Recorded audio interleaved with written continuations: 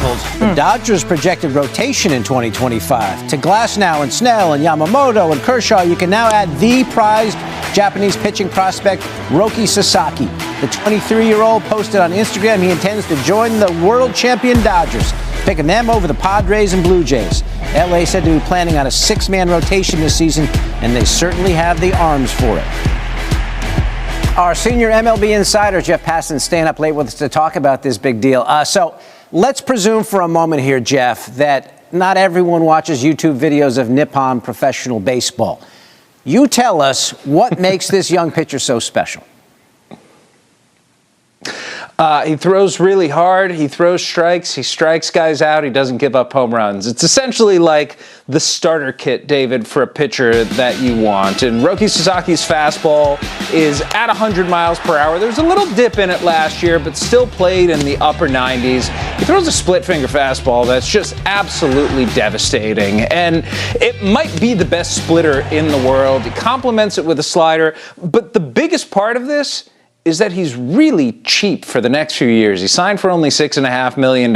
He's going to be at the major league minimum for the next 3 years. And in arbitration, cheap salaries 3 years beyond that. So not only is he a great pitcher, it is at a great price as well. Okay, so all those bona fides, everyone's going to want this guy, and yet it's the Dodgers who get him. Walk us through how this went down.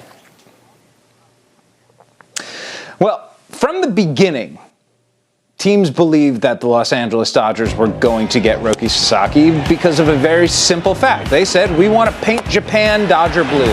And they went and got Shohei Ohtani, and they got Yoshinobu Yamamoto, and all of a sudden, arguably the 3 best Japanese pitchers in the world are in the Los Angeles Dodgers rotation.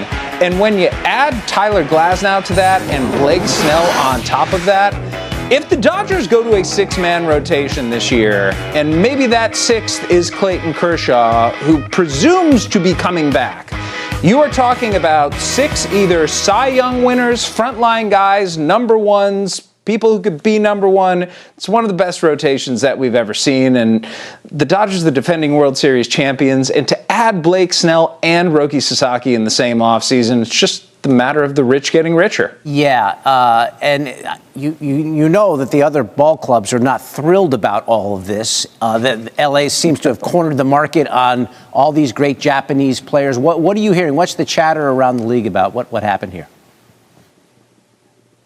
David, the question among other executives and other teams and other owners is, have the rich gotten too rich? Is there so much going on with the Dodgers right now that it is an unfair playing field? And the reality is, Roki Sasaki went to the Los Angeles Dodgers because he wanted to win and he wanted to be with the best team in baseball. And it's a tough thing for other teams to have to deal with. It's tough for the Toronto Blue Jays, who again, like with Ohtani last year, finished second. It's tough for the San Diego Padres, who saw Roki Sasaki as maybe something of an equalizer to what the Dodgers have built up north.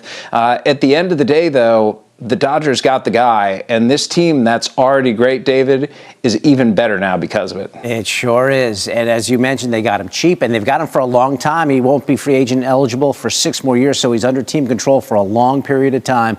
Jeff giving us some baseball news here in the dead of winter.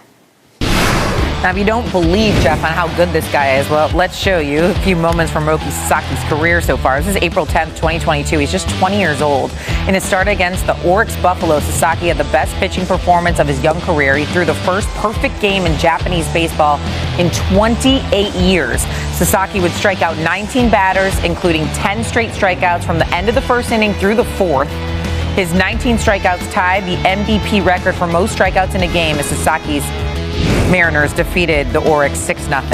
And then just a week later, next start, he follows up the perfect game by pitching 8 more perfect innings against the Hokkaido Nippon Ham Fighters. Struck out 14 batters, removed after the 8th inning with 102 pitches thrown. Finished the game having retired 52 consecutive batters. That's an NPB record. 2023 World Baseball Classic group play against the Czech Republic. Sasaki went 3.2 innings, allowing just 2 hits, no earned runs, while recording 8 of his 11 outs via a strikeout. Japan would defeat the Czech Republic 10-2 and finish group play 4-0. Now, Sasaki's next WBC start would come in the semifinals against Mexico. He struck out 3 batters, including major leaguers like Randy Arozarena, some pretty good hitters, I should say.